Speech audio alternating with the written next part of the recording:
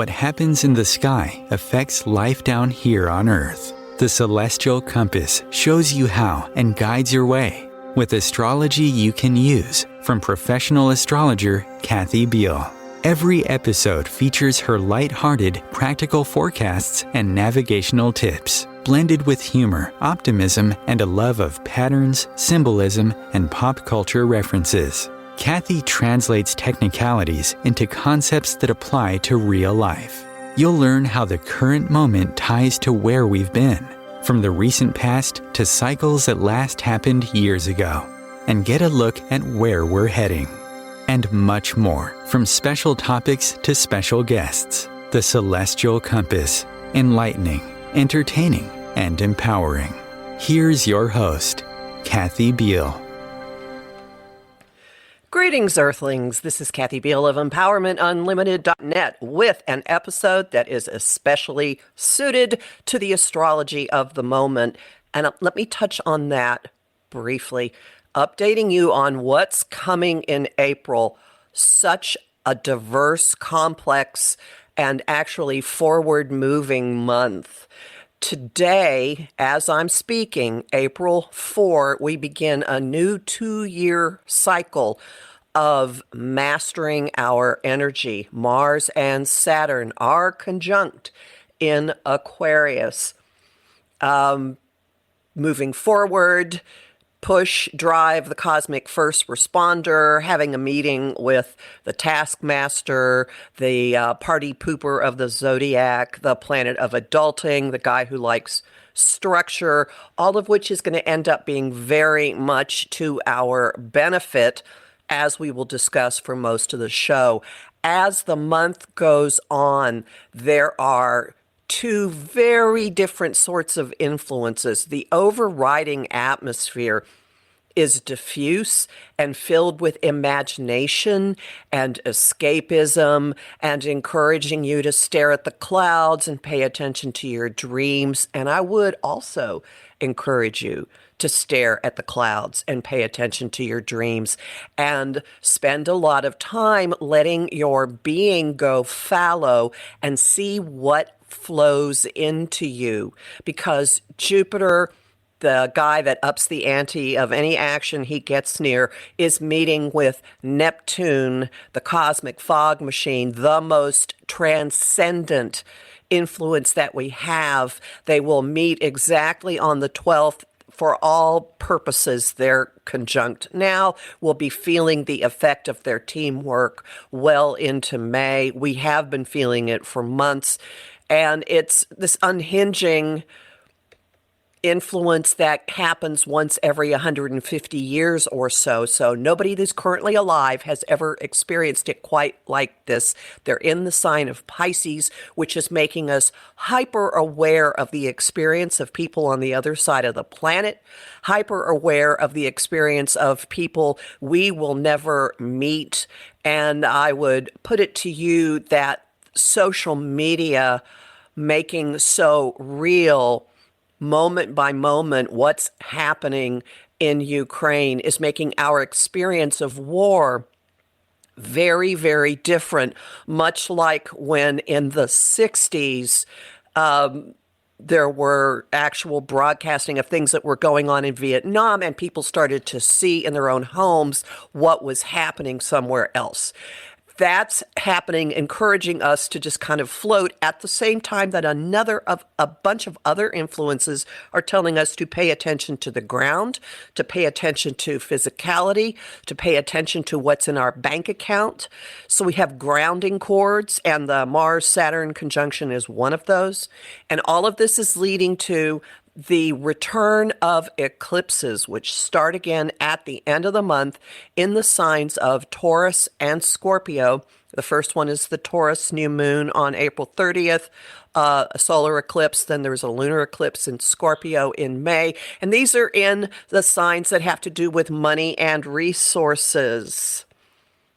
Big, big, big stuff coming. Lots of details in my forecast for April, which you'll find at OMTimes and also my site, EmpowermentUnlimited.net. So, and now to how this dovetails with what we're talking about.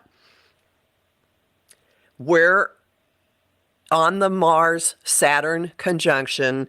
How do you take off no matter how limiting your circumstances may feel?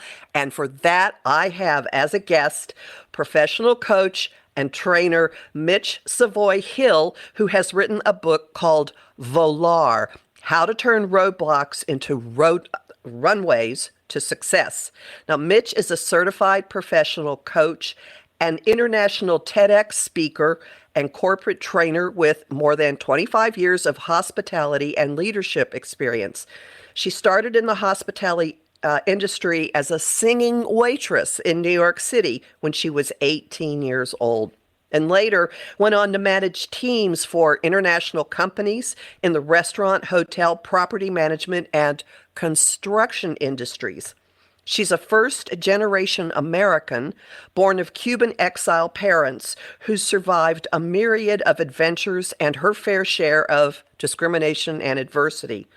As the CEO and founder of SavHill Consulting LLC, she delivers inclusive leadership, coaching, corporate training, and keynote speeches that help her audiences learn how to truly engage their diverse clients and teams to achieve optimum productivity and success. Now I'm going to take a breath. Hi, Mitch. Hi, that was fantastic. And for all of you out there in Radio Land, this is another instance of my having a guest that I actually know in real life. We have shared time-space coordinates. Mitch, we met through music, right? That's right. In a master class, a vocal master class with my crazy vocal coach, David Maio. And you were playing like in the Allendale Bar and Grill. You were playing in bars at that point. Yes, and I had a CD out, just a 5-song EP, and I was working hard at being a rock star. And yet, when we linked up on social media a few years back, I kept seeing all these posts about coaching and wondering, wait a minute, she's a musician. How did she get there? So can you tell us a little bit about the path your life has taken? Absolutely. It's been quite a journey. And anyone who picks up my book will get some really fun stories on that with details. But basically, all along my, pretty much since I was 17 years old, all along my path, I've been a creative. I went to NYU for musical theater. I was always on stages and singer-songwriter. But as we all know, or most of us know who've ever tried to do creative endeavors, you need something else to pay the bills. And for me, that was hospitality. So at a young age, as you said, 18 years old, I was a singing waitress in New York City. That was fun. And then, funny enough, that led to later on a career in hospitality management. So, at one point I went from homeless to 6-figure income executive. And again, that's all the details are in the book. It's a lot of fun adventures along the way, but everything that I learned in both being an artist on stage and also training teams, dealing in the hospitality world with difficult people, conflict management, sales and marketing, all of that led me to be able to figure out a formula for success, basically a formula to engage your vision, which is really funny that you talked about sitting and looking at the clouds and letting your vision, basically letting your vision come to you and get clear. And I talk a lot about that in my book. So it was really beautiful that you touched on that at the beginning. But at a certain point, pretty much 3 months before COVID shut everything down, I walked away from my 6-figure income corporate job as a regional director of sales and marketing to focus on my own business, SavHill Consulting. Who would have thought that 3 months later, the whole world would be shut down? Adversity. But I quickly used my formula and I turned, a very difficult situation around, and I found the advantage in my adversity. And, that year when a lot of businesses were going out of business, I was able to grow my business. I delivered my first TED Talk, and I really learned and honed in my coaching and speaking skills so that now I've got my book and I'm out there speaking again live, and it feels so good to be out again live, doesn't it? Oh, boy. Yeah. I've been doing that too. But now a lot of what you're saying dovetails back completely into the astrology of today being our starting point, the meeting of Mars, drive, and Saturn structure, which is pretty much an astrological formula for roadblocks. Now, I wanted to mention, when I was first studying astrology in Texas, one of our classes was completely on Saturn. Everybody had this, ooh, yuck, Saturn response. And we came up with the mantra, Saturn is my friend, and something would happen and you go, yeah, Saturn is my friend, which is kind of a parallel to one of the big points of your book, which is roadblocks can actually work to a person's advantage. Yes. Well, they can make you stop and at least think. Do. Yes. Yes. But not just that. It's if I'm a lover of movies and stories about people who did really great things despite really big obstacles. And usually there's this formula in all those movies where the person hits a really big roadblock and thinks, oh, I'm not going to make it. And it's that point, that pivotal point where they can either give up and go another way or learn something from that roadblock that actually makes them stronger. What I always say, your adversity is your advantage.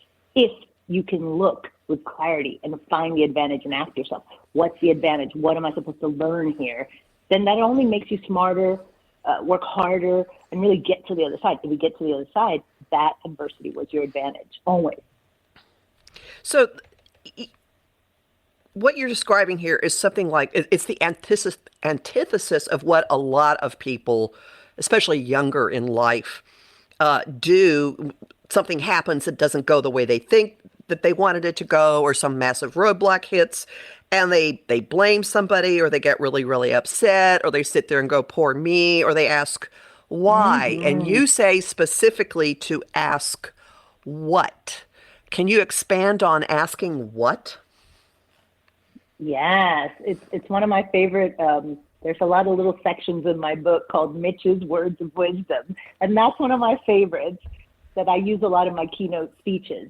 I say, when adversity rears its ugly head, don't ask why, ask what instead. Don't ask why. Why me? Why now? Why, God? Why? Right? Instead, ask what. Okay, what now? What next? What am I supposed to learn from this? What open door will this closed door now afford me? If you can do that, you can get out of any situation a lot stronger. It's when we, retrieve into ourselves, or we find somebody to blame, or we give into being victims that, and there's people like that, tons of people. Like, I won't coach people like that. That's why I do an introductory coaching session. If I see that somebody just can't introspect and can't take responsibility and can't say, okay, I'm here. Let me see, what I could have done different and what I'll do differently next time. If somebody can't do that, then they're not coachable and they're not going to succeed in life. But if you can ask what instead of why, you will succeed. Just not always do you end up where you thought you were going to end up. The universe has plans for us too, right? But you always end up somewhere pretty incredible if you let yourself follow your intuition. So maybe another what question might be, what can I do about this? Or what can I do now that I couldn't do before?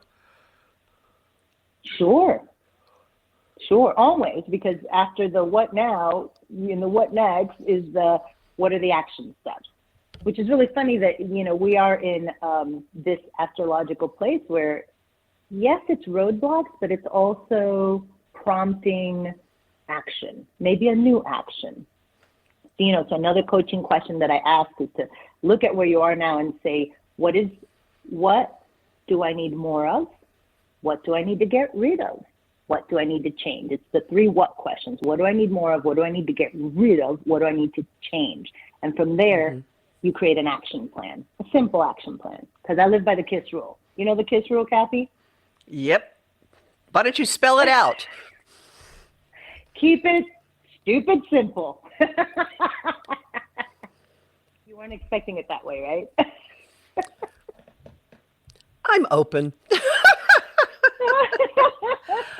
And sometimes I have found that if you start thinking about what you can do about things and you get yourself out of the emotional misery that can sometimes come with a roadblock, very often you see you have dodged a bullet. Oh, yes. Like, I'm so glad that what I thought I wanted didn't happen. Oh, absolutely. That can happen in jobs. I've seen that happen in relationships, or somebody's lamenting over a breakup and then find out that the person they were lamenting over was really not a good person. Like, they dodged the bullet, right? I have so many stories in that arena. Right. So, I've actually thrown my own variant of this has been, how does it benefit you? And in some relationship conversations I've had with people going through trouble lately, I have been startled by what they realize they can now do. And with that little teaser, we're going to take our first break. Hang on, everybody. We'll be back very shortly.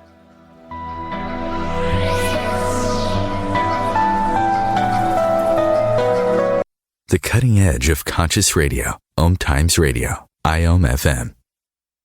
Being a radio host on IOM FM allows you to build your show on a rich platform with the power of the internet to fulfill your outreach goals and connect with a very specialized and global online audience, unlimited by time and distance. OMTimes Radio will provide you with web relevance, a recognizable conscious brand, and with the standard of excellence that has accompanied every single OMTimes endeavor. Host your show with OMTimes Radio Network.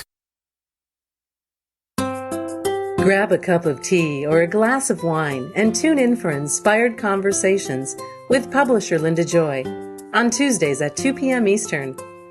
Linda creates sacred space for leading female luminaries, empowering authors, heart-centered female entrepreneurs, coaches, and healers. A soulful venue where guests openly share the fears and obstacles they've overcome, wisdom and lessons learned, and the personal journey that led them to the transformational work they do in the world. Inspired Conversations to empower you on your path to authentic, soulful living. Want help with your own celestial compass? Visit my site, empowermentunlimited.net, for Astro Insight forecasts for each week, month, and new and full moon. Want to explore the personal impact? Make a decision? Understand another person? It is possible. Click the Services tab to book a personal session with me. That address again, empowermentunlimited.net. COVID-19, brought to you by CDC and the Ad Council. If you're feeling increasingly lonely right now, you're not alone. It's totally normal. Even though we may not be able to get together in person, connecting virtually with friends and family still gives you a chance to interact with people and may help raise your spirits. Join a virtual book club, set up group text chats, or online video coffee breaks with coworkers. Find more self-care and coping tips at coping-19.org.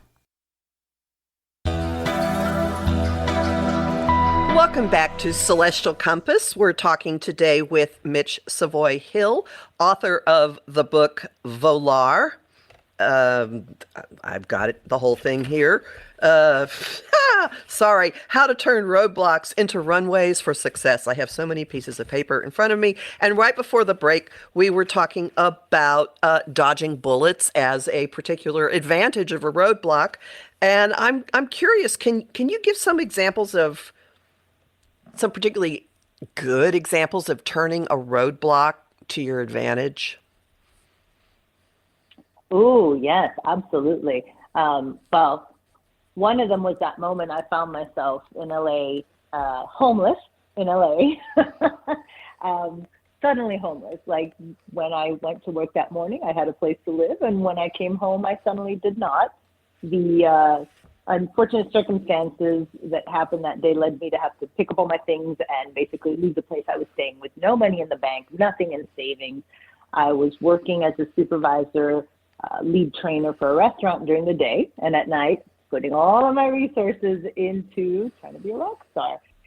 And I had made some headway. I had, a CD. I got a song on a TV show, Ugly Betty. You remember Ugly Betty, Kathy? Yes, and I remember seeing that you had that song and going, wow, how did this happen? Yeah. It's in the book, folks. Yeah. Yeah. It's okay, so you're homeless. You grabbed all your stuff and you're looking around going, now what? I'm homeless. I have shoved all my things into a tiny little, storage space and was basically couch surfing, figuring out what the heck am I going to do. So I went to my thinking spot, and I think everybody needs to have their thinking spot. For me, that's always been the beach, sitting on the sand, looking out into the ocean, and decided that it was time to recalibrate. And it's a lot what volar, the title of my book, means to fly in Spanish. But volar is also the formula. The V is for vision and clarifying your vision. The O is for opportunity and seizing the right opportunities. The L is for lean on your resources. The A is for actualize a plan. And the R is for recalibrate when necessary. So there I was, having to recalibrate, hitting this major roadblock. And as I sat there, everything became clear to me. My boss had been really pushing for me to go into management training, and it was a very prestigious training program with a national restaurant group. So I decided to raise my hand and say yes, please, to the opportunity. And then I had to lean on a resource. I had a friend with a very big heart, Paley Chen, native LA Valley girl, who loaned me the exact cash I needed to secure an apartment. I mean, who does that? And then it was time to actualize my plan, which was finish my manager training in record time, pay my friend back, and start to really pay down my bills and succeed in this new career. And the new career ended up being fabulous because what I realized was that I had a knack, not just for managing and training teams, but we were a manager training store. So I realized I had a knack for training managers, for really working and mentoring and shaping new leaders, and that I had a passion for it. And that eventually led me to where I am today, entrepreneur, owning my own business, coaching executives, speaking on stages. So I essentially am a rock star, but just a different kind. I'm on stages. I'm still rocking the stage, but just a little different now, right? And so funny, when you applied to the Tisch School of the Arts at NYU, you wanted musical theater because you loved singing, yes, and you got thrown into acting instead. Yes. Yes. And so now you're talking on stage rather than playing your guitar. And that's right. But not just that. One of the biggest things that I get called upon to coach and speak on now is public speaking. So I have a whole public speaking course. And it's one of the biggest things, right? And especially now as people are I think they're coming back into the office, or leaders are having to address an audience, not a Zoom meeting. A lot of people are calling me to do these public speaking workshops because, as you know, even as a singer, there's a lot of technique and there's a lot of prep work and there's a lot of mindset work to be able to get up on a stage and really own that room. And now I teach others how to do that. And I love it. I love that teaching piece. So I know I'm really doing what I was meant to be doing, but I would have never known that had I not hit that roadblock, over 10 years ago. So how did you actually come up with the step-by-step formula that you have incorporated or encapsulated as Volar? And I'm sorry, my Spanish is terrible. How did you say, oh, Volar? Well, you're nice. How how did you realize what you were doing and go, oh, wait a minute, step by step by step. Oh, here's my name. I mean, were you staring at the beach? Were you in your thinking place when it fell into your head? The word is in this language. I mean, what was your process? Do you remember? Oh, yes, I do, because it had several iterations. The steps I came up with just from, after I got certified as a coach and I started to coach a lot, I started to see that there was basically this formula. It really was very natural, and it is a natural formula if you think about it. A lot of the times, people were trying to actualize a plan when they didn't even know what the vision was. And I was like, no, it's out of step. You got to be clear about the vision. Or they had an opportunity, but they didn't lean on their resources. They didn't know how to ask for help, right? Or, or things didn't go right and they didn't know how to recalibrate. Okay, when things don't go right, you just shift. So a lot of it was in the process of writing my own stories, in the process of studying people like my grandmother, who was a Cuban exile, who came to this country with no language, no money, but eventually became an entrepreneur herself, a very successful businesswoman, and studying what was successful for her. So I studied a lot of successful people. I studied the people I was coaching, and I realized within even my own story that there really always was this pattern. And when I coach people through the pattern, when I applied it myself, it always works. And then I wanted a catchy acronym. Speakers love acronyms, and I love acronyms. It's easy to remember things. But I thought Volar was so perfect because I've always been obsessed with flying. I can, that vision, that cover, my book cover is my favorite spot. It's like looking at a bird flying over the ocean. That freedom, that clarity, that power that comes with that flight. So Volar was just perfect. I mean, it just was just the right word, the right sequence. It all came together. So let's talk through some of the steps. The first one, vision.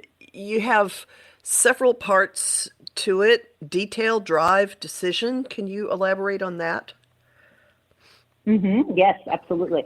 So the first step is to clarify your vision, and that's as a person. That's as if you want to get the perfect partner in life, or that's if you're trying to get promoted or lead a team. For vision, and I always tell my executives, when the team doesn't come together or they're kind of splintered, you push the vision.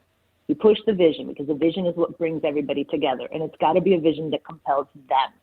But the vision has to have what I call the 3Ds. It has to be in 3D, which means you have to be able to actually see it, feel it, get the feeling. Feeling is very important. Feeling of what it will feel like when you accomplish that vision. But it also has to have the 3Ds: detail, decision, and drive, right? So the detail is pretty self-explanatory. Really, really see it in detail. The drive is what drives you about this vision. Why is this vision important? Why does this vision compel you? And the decision is just that you have to make the decision that no matter what, you are going to accomplish this. Decision precedes action. It's another one of Mitch's words of wisdom.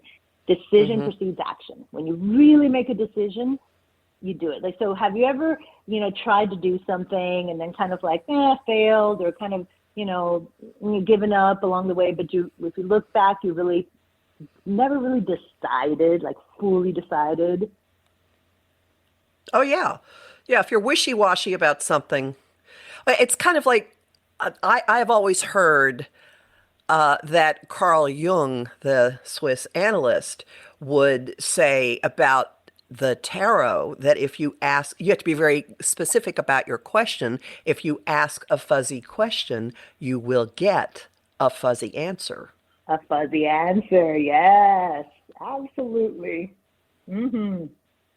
And this applies to relationships. I have a lot of women in particular, because a lot of my clients are women, and they'll be kind of struggling to either leave a really toxic relationship or looking for the ideal relationship. And I always say, have you written out what you want? Exactly, in detail. Well, kind of. And like, well, kind of isn't what you want, right? You have to really be detailed. And believe me, take it from me, when I did that, when I wrote out exactly what I wanted, I mean, my ideal partner, he even had to love Dave Matthews, because I love Dave Matthews. Please detail. explain how this played out, because this is great. I spent many, many months visualizing this man and how our relationship would be and all his qualities, but especially that he was going to love Dave Matthews. And so at a Dave Matthews concert at the Hollywood Bowl, I got a tap on the shoulder and I looked up and it was this beautiful man. And he said some corny thing about, I like the way you dance, and then scurried off because he was so shy. I'm a Scorpio, he's a Taurus. By the way, I was looking for a Taurus at the time, so it was really perfect. That was in my request too. Okay. His friends had bet him a beer he wouldn't go talk to me, and he did, and that was it. We celebrate, this year we'll celebrate the 10th anniversary, September 12th, 2012, that we met, and we never left each other after that. I mean, it was perfect, but I knew it because I had visualized it for so long. I knew it was what I wanted when I saw it, and that's why it's important to clarify your vision. Very important. That's one of my favorite vision stories. I've got a list too, but it keeps being the monkey's paw. All right, enough of that. The next two items on your O and L, I want to kind of start with together, because although every step in your 5 steps is something that a person might be hesitant to do, I think the O and the L steps are the ones that people are incredibly hesitant. Taking opportunities and leaning on resources. Would you agree? Am I oversimplifying here? Absolutely no. I mean, opportunities, so many times we shy away from opportunities because we don't think we're good enough or we're ready enough or we're fill in the blank enough. And then lean on your resources. First of all, most of the time my clients don't even realize how many resources they have. They come with a very limited idea. And then when I stretch their horizons and get them to really dig deep and understand what a resource is, then they see the abundance that they actually have on their fingertips. But then I'll get the question, well, Mitch, just like when I was out there homeless and I had to ask my friend to borrow money, which was very difficult and embarrassing and demeaning and all those things, right? And I have people say, well, what if I don't have a friend like that? Or, well, how do you make an ask like that? Because people will tend to not ask for help. So I say 2 things. One, I turn it around and say, if somebody was in need and they needed your help, wouldn't you give them your help? Oh, yeah, well, of course. Okay, so there you go. Second, if you're going to make a big ask, be clear about what you're asking, lay out your terms, and follow through. And if you go in thinking, I'm clear about what I'm asking, I'm going to lay out my terms, and then I'm going to follow through, it doesn't feel like you're asking for charity. It feels like you're asking for something, but hey, here's how I'm going to work with the ask. Here's how I'm going to pay you back, or here's how I'm going to pay it forward. Have a plan.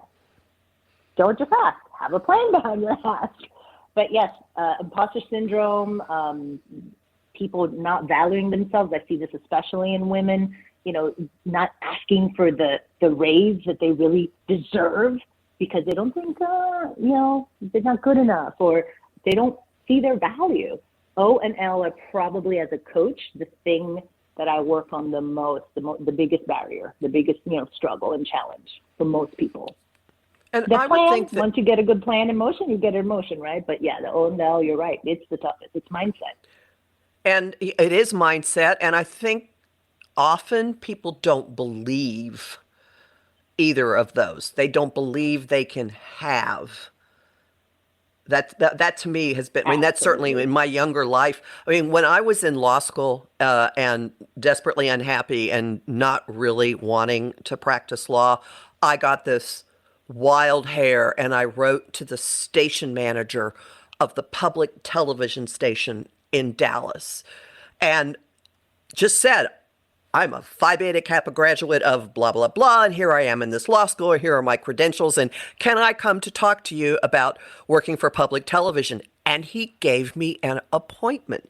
And we sat and talked, and he explained what it would be for me to submit a proposal to produce a program And I drove away and went, Wow. no, that'll never happen. No, he wouldn't do it. No, I don't know how to do this.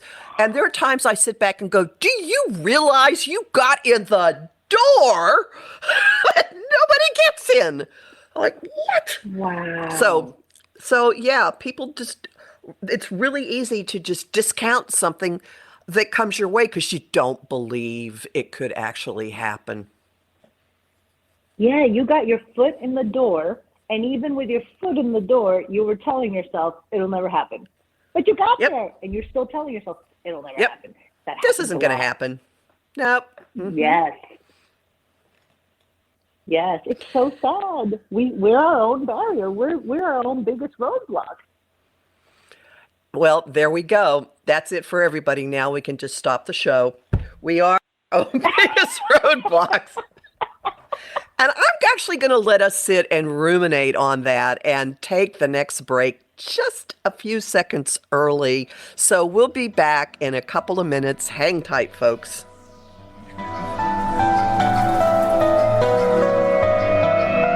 Bringing a more conscious lifestyle to your world. OMTimes Radio. IOM FM.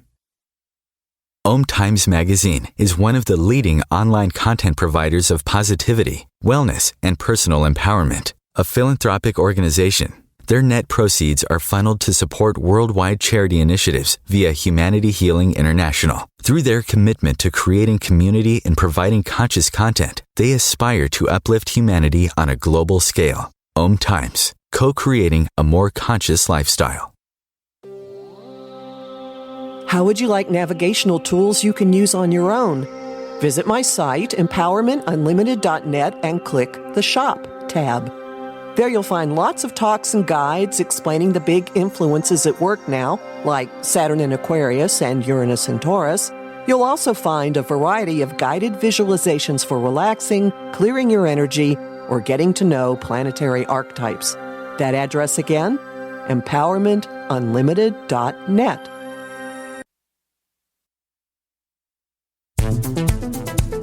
My name is Victor Furman. Some call me The Voice. I've always been fascinated with human nature, spirituality, science, and the crossroads at which they meet. Join me Wednesdays at 8 p.m. Eastern on OMTimes Radio, and we'll explore these topics and so much more on Destination Unlimited. If I could be you, and you could be me for just 1 hour. If you could find a way to get inside each other's mind. Walk a mile in my shoes. Walk a mile in my shoes. Walk a mile in my shoes. We've all felt left out. And for some, that feeling lasts more than a moment. We can change that. Learn how at belongingbeginswithus.org. Brought to you by the Ad Council. Walk a mile in my shoes.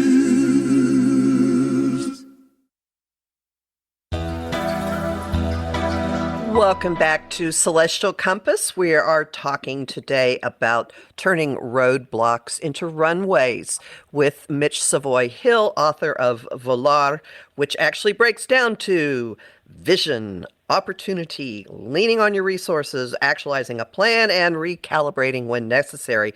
So we've just been talking about the O and the L and people's hesitance to actually believe or ask for or accept. Some people have a lot of trouble accepting help. Have you run into that? Oh, yes. And especially people who are a little bit more proud, or if they've never really struggled before. I like you, I think we talked about, coming from a poor background, and I struggled a lot growing up. My mother definitely, had some rough times there. So we didn't have much. So I think that again, your adversity is your advantage. There's not a lot that scares me, I say, because I've struggled many times over and overcome it. But people who have never had to struggle, and then suddenly, maybe later in life, or maybe, young in their career, they hit a roadblock. They freak out. They don't know how to ask for help. They maybe don't want to ask for help because they don't want to admit that they're failing. And failure is temporary, right? Failure is temporary, and failure is also a very great lesson. Our biggest lessons come from failure. But if you've never failed before, that first time, oh boy, it could be hard. It could be really hard to ask for help. There's a lot of ego and expectations, and I'm not sure what else. But, the more you get knocked around, for many people, I'm not going to say for most, but for many people, you start to see other ways that you could do things. And I'm not going to say that I welcome this kind of thing, but more often than not, when something happens that isn't the way I thought it was going to go, it is okay, now what? Why is this better? And generally it is better, whatever it is that comes out. And with the leaning on your resources part, one thing I've observed, I don't know if you have too, is that sometimes it takes falling apart physically before you will accept things from other people. Yes. Or because this is a true testament of humanity being basically good. Sometimes it takes somebody close to you really needing the help for you to actually take steps to asking for help. Sometimes, people will allow the worst things to happen to themselves, but once it affects somebody they love, hold on, now I got to do something. Oh, and that's true. That's kind of remarkable. Mm-hmm. It's often easier to ask for it for someone else than directly for yourself. Yeah. So then we got VOLA, actualize a plan. What in the world does that mean? I love the word actualize because it infers action. There's so many people make plans, and there's so many goal setting books, and there's so many workshops on setting goals and SMART goals, and but how come people still can't execute? And it's because I have found some of the biggest challenges to actually seeing a plan all the way through, and they're in my book, but I'll touch on just, one or two of them. One of them is they make the plan too complicated. They get lost in the weeds. There's like a 20-step plan. I coach my clients to do 3 things in 3 months. Okay, you got a big vision. Let's look at the next 3 months. What are the 3 things you're going to do in the next 3 months that are going to actually get you closer to that vision, right? Very simple. Simple doesn't mean easy, but simple. You can wrap your head around it. So they make the plan too complicated, or they make the plan too vague. The steps in the plan are like, okay, that's really lofty wording, but what are you actually going to do? But what are the action items, the action steps? When I coach somebody at the end of each session, they'll have 3 to 4 action items they actually walk away with, and I hold them accountable for that. And so sometimes it's also having somebody to help you, to hold you accountable, or a mentor to say, hey, my plan isn't working. Do you have any suggestions, or what has worked for you? How do I recalibrate, right? So keeping it simple, having accountability, and then actually doing the steps. Sounds simple, but really that's all it takes. It is that simple. And you can write it down. There's an online, there's a site you can use called Trello, Trello, where you make little boards and you can move items around. You can have it with a group or just you. Or like, this is what I'm going to do. Here are my steps. And you move the items from I'm going to do this to I have done this. Just move them across the little board. I have these set up, and of course, do I use them? La, la, la, la, la, la. So you got to do the steps. I like an app called Todoist. Todoist. Very simple little app, but it has you can have different categories, and you put your little to-do items, and you actually can put dates to them. But the great thing about this, especially for my executive clients, is you can share certain folders. So my husband and I, for example, have a household to-do folder. So, it'll be give the dog her eye drops, Windex the windows, and, when one of us gets it done, we check it off, and the other person immediately is alerted. Oh, good, it's done. I don't have to worry about it, right? So group goals, great for that. Whatever is your system, some people are better with writing because pen to paper does activate a different part of your brain.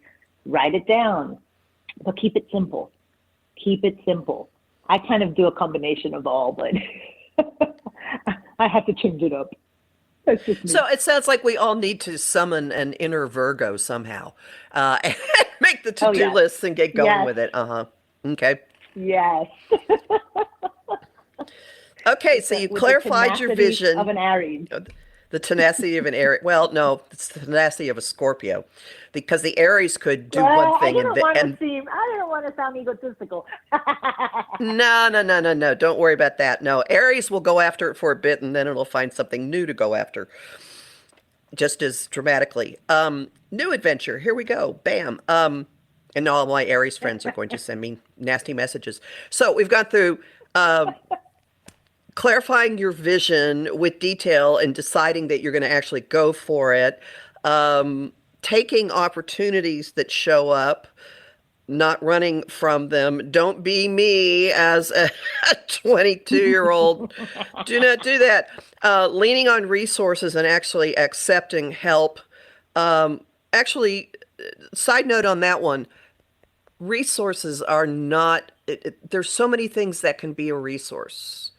What are some like intangibles or stuff that people don't normally think of, and you point it out to them and they go, I didn't realize I had that? Great question, because that is the key question. Resources are not just the money in your bank or physical assets. Resources are your education, and that doesn't mean the diploma on the wall. Anybody can get education from anywhere, especially nowadays. Google, a podcast, listening to books on audio. Resources can be the skills that you've learned along the way that sometimes you don't think are applicable to a job that you're applying for, but they absolutely are. They're skills that maybe weren't under the title of the job description that you were looking for now, but they definitely fit. Like in restaurant management, there's a lot of conflict management in customer service. And so that can be transferable over to an executive role. Well, now you're handling conflicts and a lot of customer service in a lot of situations, right? So resources are also our mentors, our professional networks. There's so many professional networks that people don't even lean on. I have a friend who's a brand new HR manager, doesn't really have an HR background, but here she is, landed in the role and is great for it. But there's a lot she doesn't know. So I said, have you looked into, SHRM, the Society for HR Managers? Oh, no, not really. But yes, that's, get into your professional organizations, meet other people who are doing what you're doing. They are resources. And then obviously you've heard your net worth is equal to your network. So your network, social media, there's a lot of, not positive things about social media, but there's a lot of phenomenal resources through social media. LinkedIn is how I got my TED Talk. LinkedIn is how I've reached out and gotten a lot of the clients that I got, but you have to use it smartly and professionally. Mm-hmm. So those are just some resources. Look how many I've already, enumerated. Mm-hmm. Okay, VOL, actualizing a plan. So that's actually coming up with the steps that you're going to go through and doing it. And then R, recalibrate when necessary. This is plan B. This is, oops, that didn't go the way I thought it was going to. Now what? What is recalibrate? It can be. It can also be. It can also be clarity of knowing when your plan that you're trying to actualize isn't working and saying, okay, well, what's not working about this plan? What do I need to? Sometimes it's just a little change. It's a little shift, right? I say recalibration is like when you look at a dancer, a ballet dancer, and you think she's standing perfectly still, but really she's making a million tiny little movements, little recalibrations to stay on balance. Recalibrate when necessary can even be a quick life shift so that you have more balance in your life, work-life balance or family balance. So recalibrate when necessary. Again, it's those 3 questions I have my coaching clients look at every week. Every week they're recalibrating. What do I need more of? What do I need to get rid of? What do I need to change? Those are good recalibrating questions you can ask yourself at the end of every week. You look at the week that passed, look at your goals, and then ask yourself that. So then you're always making little shifts and changes rather than dragging a plan out that's just not working. Does that make sense? Yeah, and so this can be like an ongoing cycle, the Volar approach. Absolutely. Yeah. Yes. One Yes. giant loop, and now we're going to do it again. And now we're Yes. going to do it again. Everything's a circle. Well, oh, yes. All right. So now, and one final thing, you have, you mentioned this throughout the book. You have Mitch's words of wisdom, little boxes with quotes with that as the heading. Do you have any favorite ones? I do. I think I love, if you often make yourself a great resource to others, you will find no shortage of resources when you need one. It's the farmer's law. You reap what you sow. And that leans a lot into that lean on your resources. You know, you'll be a lot quicker to ask for help if you know that you are always helping others and you always make yourself a point of service. Then when you need it, you won't have any qualms about it because, hey, you always help everybody, right? So you might not always get the help in the same place where you give it, but the universe will give it back to you. So that's my belief anyway. And the other one is your true calling comes within the scope of your greatest gift. Your true calling comes within the scope of your greatest gift. And it's a little bit of a callback to the Bhagavad Gita, Hindu text, and Dharma, this idea of Dharma. Right now, especially, I have a lot of people coming to me for coaching because they want to make a transition. They don't know what they want to transition to, but they know they're miserable with what they're doing. Big transition time. And so I have them really take a lot of time to meditate on and journal on what are the activities that energize them, what are the activities that they do well. Because I'm not going to be an Olympic star. That's not my talent. And you know what? It's never been my calling anyway. I don't want to be one.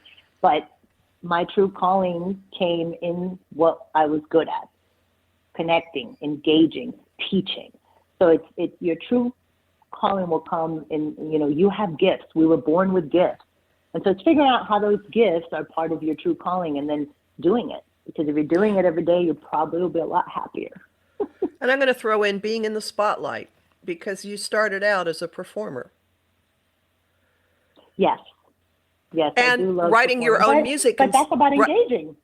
Well, writing your own music and singing. So expressing yourself, and you are expressing yourself constantly and passionately. Well, thank you. Getting the attention of people much as you did when you were a bartender in South Beach. I mean, it all makes it all fits together. It does. A diverse and unusual skill set. Piece of it. So if you want to, can you leave people with like a thought that sums up all of this before we talk about where they can find you and stuff? That's a hard one, I know. I think it all goes back to what almost was the title of the book, and that's your adversity is your advantage. You just have to relax and get yourself clear and really ask yourself how can this adversity be my advantage? And that could even be the death of a loved one. You know, how could that be? Well, you know, maybe the death of a loved one will, when you go through it, you will be able to help others who have lost people. You'll be able to counsel maybe children who have lost people. So everything that can happen that's negative, you can find a positive side to it. You can use it to your advantage. You can make something positive about it. You just have to want to do that. And if you ask, especially with the energies as they are this month, ask for insight. And when you're just going about your own business or sitting staring off at the clouds or waking up from a nap or a dream, it's going to just bubble up into your consciousness. So this is the optimal time to ask for that kind of information. Oh, I love that. I'm definitely going to be doing that this month. Oh, well, yeah. Find your thinking place wherever it is at this point. I know you're not on a beach exactly, but you can get near water, I'm sure. Yes. So where can people find your book? volarnow.com, because you want to fly right now, volarnow.com. And SavHill is where you can find me. You can book an introductory coaching session, or you can book Mitch as a speaker or do some corporate training. It's all there. SavHillConsulting.com will lead you to all the different options. And would you services would that you I spell offer. that out? It's SavHill Consulting.com, right? That's right. So I'm SavHillConsulting.com. Or even if you put MitchsSavoie.com, it'll lead you to that as well. And LinkedIn, I live on LinkedIn. I love LinkedIn, and I'm always posting interesting little articles and things. So you can follow me on LinkedIn, and that's again / either SavHill Consulting or Mitch Savoie Hill. And I have been mispronouncing your last name for years, and I owe you a tremendous Oh, no, it's apology. fine. A lot of people say Savoie. It's all good. I heard it wrong Savoie all is those sweet. years ago. Savoie well. sounds sweet. I have a dear friend with that last name. And so here we have a roadblock that I'm going to turn to my advantage somehow. Soar, everybody. Thank you so much for listening. Turn those roadblocks into runways. And you'll find me at empowermentunlimited.net and talk to you again in 2 weeks. Thanks a lot, Mitch. Thanks for being here. Thank you, Kathy.